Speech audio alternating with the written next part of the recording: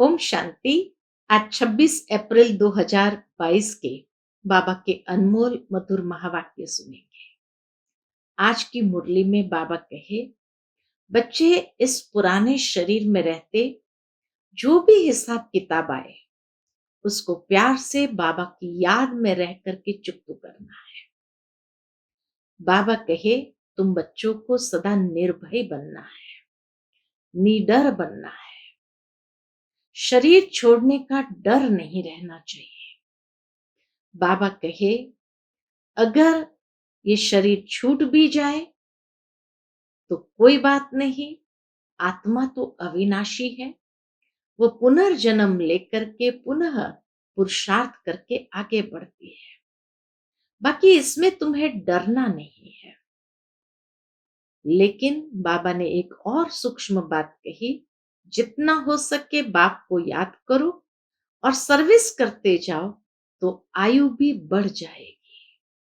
सुनते हैं बाबा के मधुर महावाक्य। ओम शांति। मीठे बच्चे, उच्च पद पाना है तो आत्मा में ज्ञान का पेट्रोल भरते जाओ। सवेरे सवेरे उठकर बाप को याद करो, कोई भी उल्टी चलन नहीं चलो।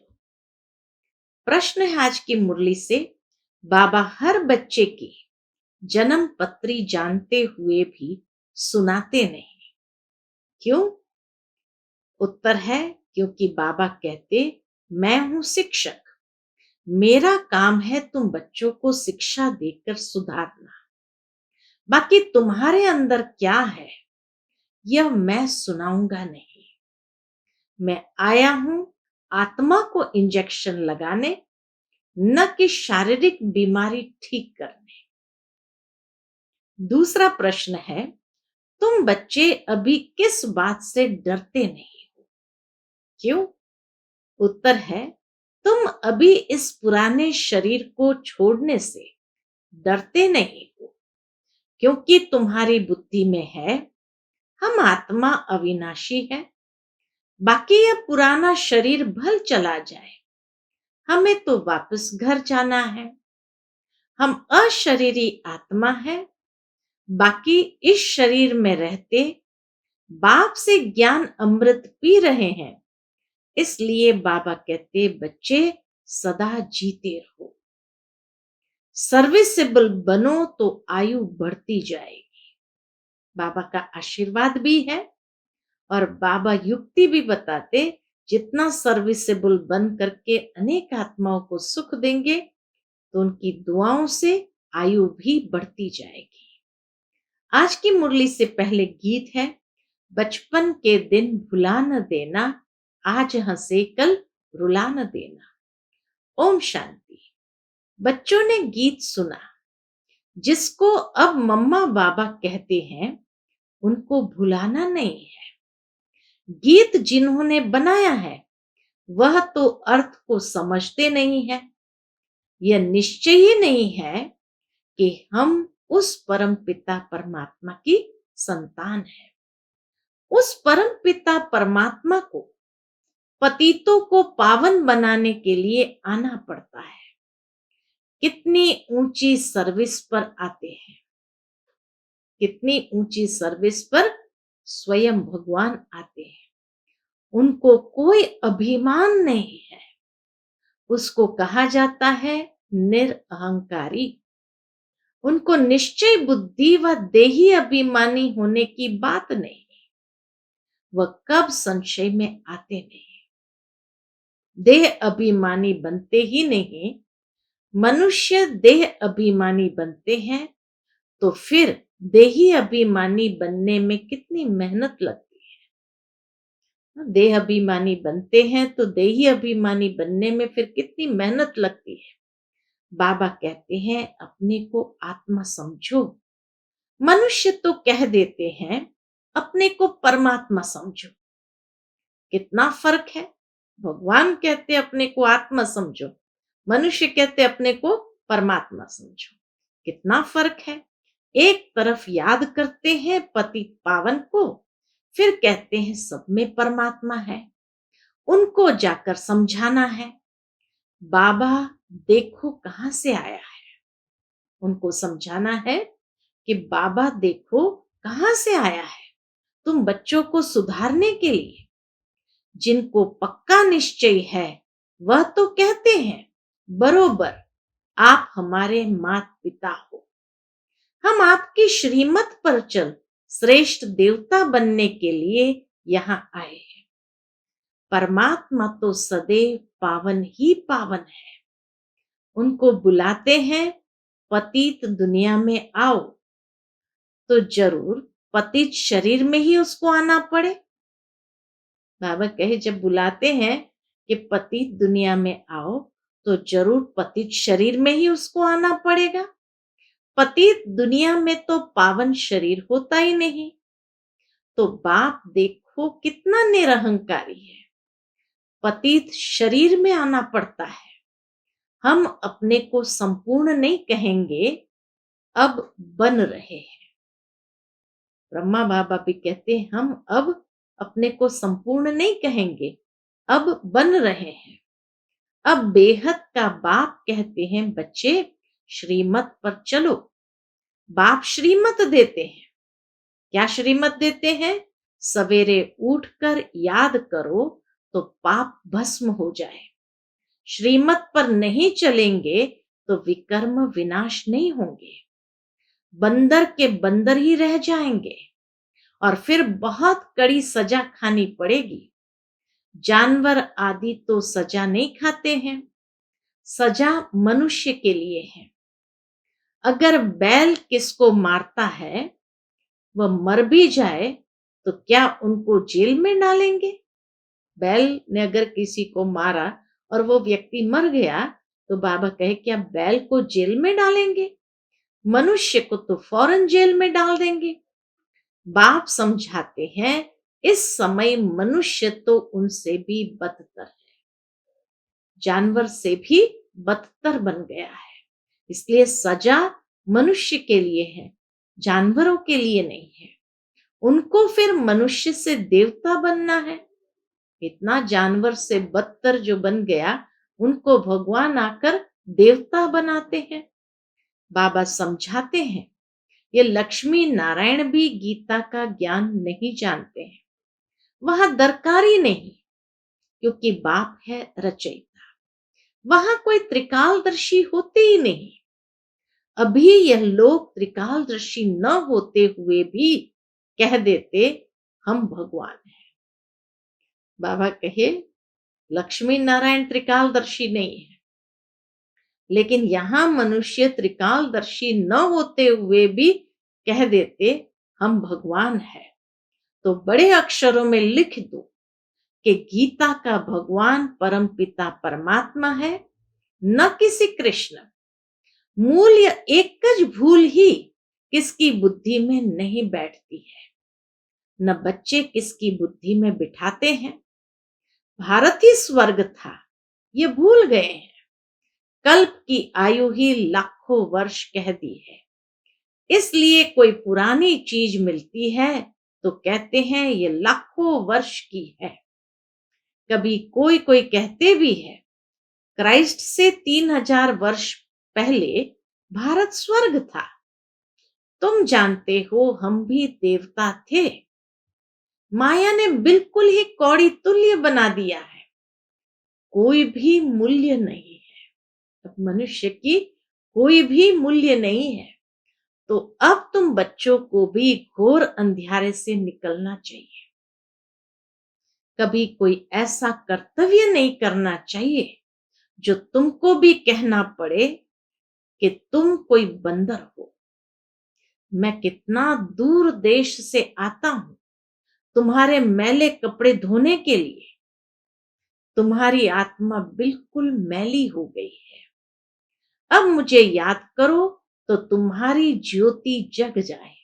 बाबा कहे अब मुझे याद करो तो आत्मा की ज्योति जग जाए और आत्मा का मैल उतरने लगे।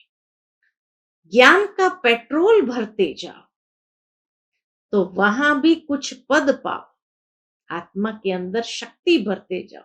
पेट्रोल भरना माना शक्ति भरते जाओ।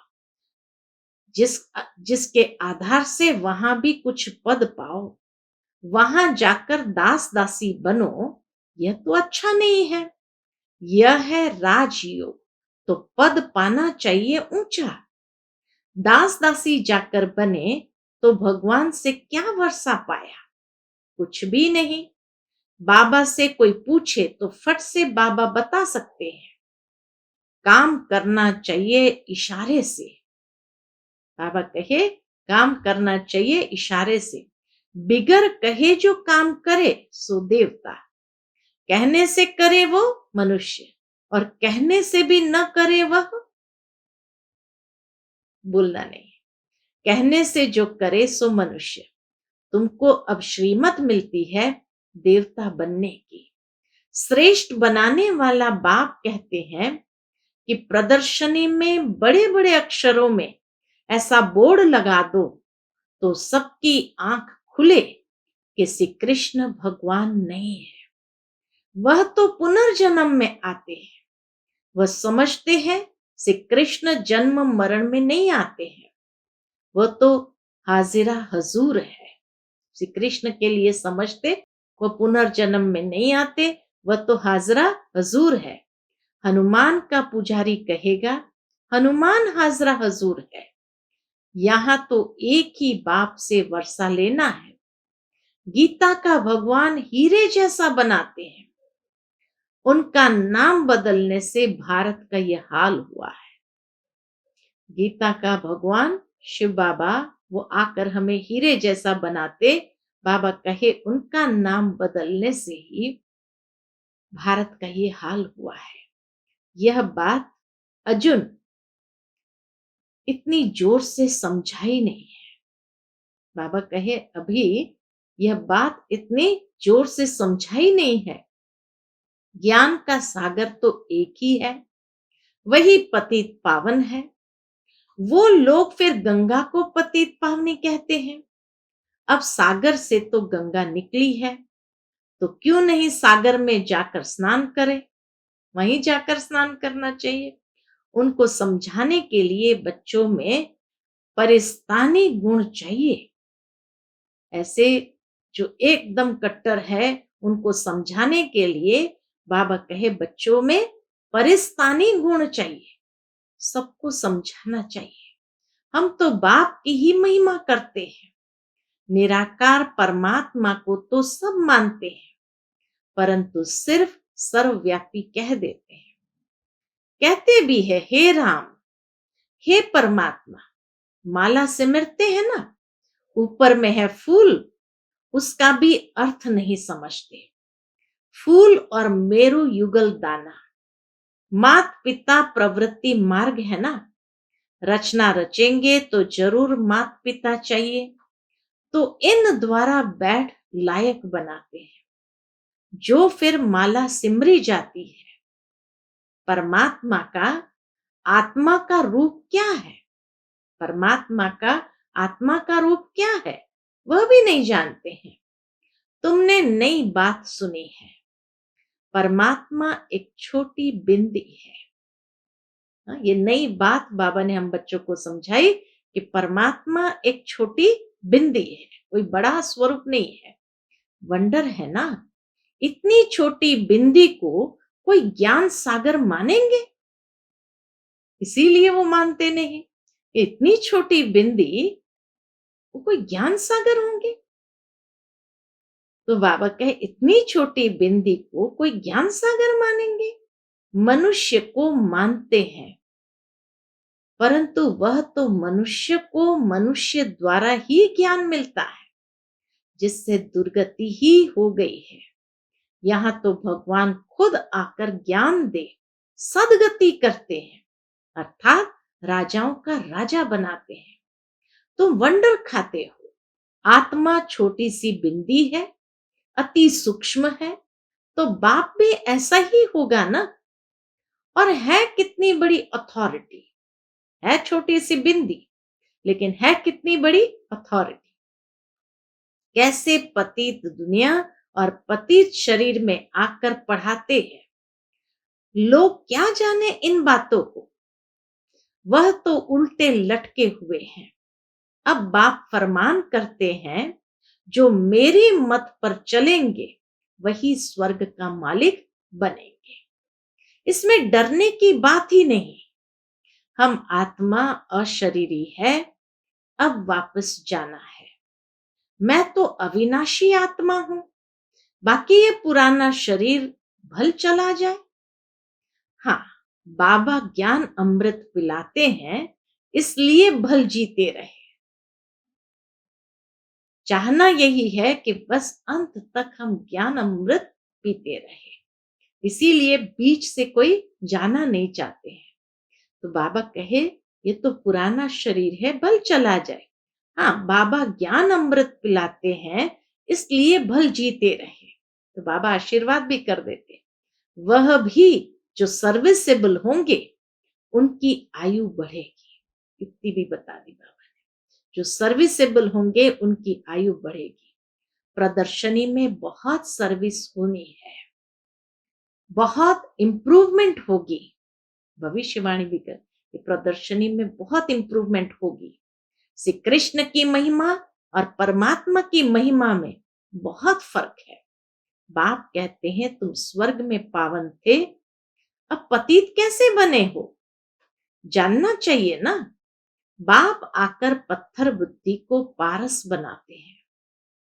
ईश्वरीय संतान को कभी भी किसको मनसा वाचा कर्मणा दुख नहीं देना चाहिए। कितनी सुंदर बात बाबा ने कहा, ईश्वरीय संतान को कभी भी किसको मनसा वाचा कर्मणा दुख नहीं देना चाहिए। बाप कहते हैं, दुख देंगे तो महान दुखी होकर मरेंगे। हमेशा सबको सुख देना चाहिए। घर में मेहमानों की बहुत अच्छी सेवा की जाती है। यह पुराना शरीर है, भोगना भोग, हिसाब किताब चुकतू करना है, इसमें डरना नहीं है, नहीं तो फिर सजा खानी पड़ेगी। बहुत मीठा बनना है। बाप कितना प्यार से समझाते हैं, कमाई में कभी उबासी व झुटका नहीं आना चाहिए। बाप कहते हैं, मुझे याद करने से तुम सदा निरोगी बन जाएंगे। तुमको स्वर्ग में ले चलने आया हूं। बाबा हम बच्चों को स्वर्ग में ले चलने आया है, तो कोई भी कुकर्म मत करो। बाबा कहे, तुमको स्वर्ग में ले चलने आया हूं, तो कोई भी कुकर्म मत करो। संकल्प तो बहुत आएंगे, फलानी चीज उठाकर खा ले, इनको भाकी पहन लेवे। अरे बाप तो बच्चों की जन्म पत्री जानते हैं, इसलिए मैनर्स अच्छे धारण करने हैं। बाप कहते हैं, मैं सभी की जन्म पत्री जानता हूं, हर एक के जन्म पत्री यानी आदि मध्य अंत जानता हूं, परंतु एक एक को बैठ सुनाऊंगा क्या कि तुम्हारे अंदर क्या है। मेरा काम है शिक्षा देना, मैं तो टीचर हूं। बाबा कभी अपनी मर्यादा को छोड़ते नहीं है कि कोई भी बच्चे को उसकी जन्म पत्री बता दे कि उसके अंदर क्या चल रहा है, बिल्कुल नहीं। बाबा कहे, मैं तो टीचर हूं, ऐसे नहीं। बाबा तो जानते हैं, हमारी दवाई आप ही भेज देंगे। बाबा कहेंगे, बीमारी है तो डॉक्टर के पास जाओ। हाँ, सबसे अच्छी दवाई है योग। बाकी मैं कोई डॉक्टर थोड़ी हूं जो बैठ दवाई दूंगा। हाँ, कभी दे भी सकता। बाबा फिर भी कहते हैं, कई अनन्य बच्चों को बाबा ने मधुबन में दवाई दी है, साकार बाबा ने भी। हाँ, कभी दे भी देता हूं, ड्रामा में कुछ नूंद है तो। बाकी मैं तुम्हारी आत्मा को इंजेक्शन लगाने आया हूं, ड्रामा में है तो कभी दवा भी देता हूं। ड्रामा में है तो कभी दवा भी देते हैं। बाकी ऐसे नहीं, बाबा समर्थ है, हमारी बीमारी को क्यों नहीं छुड़ा सकते हैं। भगवान तो जो चाहे सो कर सकता है। नहीं, बाप तो आए ही है, किस लिए? पतितों को पावन बनाने। तो बाबा सर्वशक्तिमान है। शुरू शुरू में बहनें किसी डॉक्टर के पास भी नहीं जाते थे और बाबा ही कुछ न कुछ घरेलू चीज दे देता था दवाई के रूप में, और उससे बच्चे ठीक भी हो जाते थे। लेकिन बाबा कहे वो भी तब जब ड्रामा में नूंद थी। बाकी बाबा ज्ञान का इंजेक्शन लगाने आए हैं, सबकी बीमारी को ठीक करने के लिए नहीं आए हैं। शारीरिक बीमारी को तो भोगना ही पड़ता है, और फिर भी बाबा कहे अगर है तो डॉक्टर के पास जाओ। अच्छा, मीठे मीठे सिकिलते बच्चों प्रति माता पिता बाप दादा का याद प्यार और गुड मॉर्निंग। रूहानी बाप की रूहानी बच्चों को नमस्ते। हम सब रूहानी बच्चों की रूहानी माता पिता बाप दादा को याद प्यार, गुड मॉर्निंग और नमस्ते। नमस्ते। शुक्रिया बाबा, शुक्रिया। आज की मुरली से धारणा के लिए मुख्य सार है। पहली पॉइंट, मनसा वाचा कर्मणा, किसी को कभी दुख नहीं देना है। क्यों? क्योंकि हम ईश्वरीय संतान हैं। कर्म भोग से डरना नहीं है, खुशी खुशी से पुराना हिसाब किताब चुकतू करना है।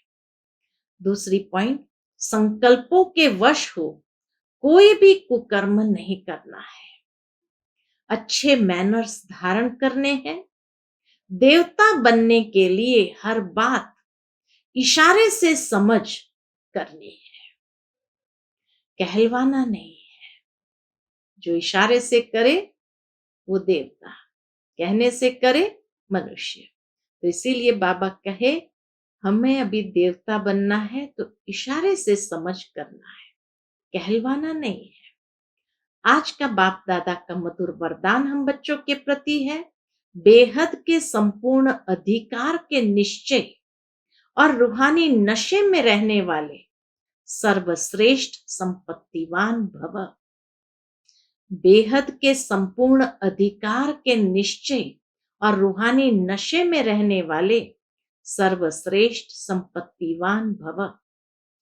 वर्तमान समय आप बच्चे ऐसे श्रेष्ठ संपूर्ण अधिकारी बनते हो जो स्वयं ऑलमाइटी अथॉरिटी के ऊपर आपका अधिकार है। परमात्मा अधिकारी बच्चे सर्व संबंधों का और सर्व संपत्ति का अधिकार प्राप्त कर लेते हैं। इस समय ही बाप द्वारा सर्वश्रेष्ठ संपत्ति भव का वरदान मिलता है।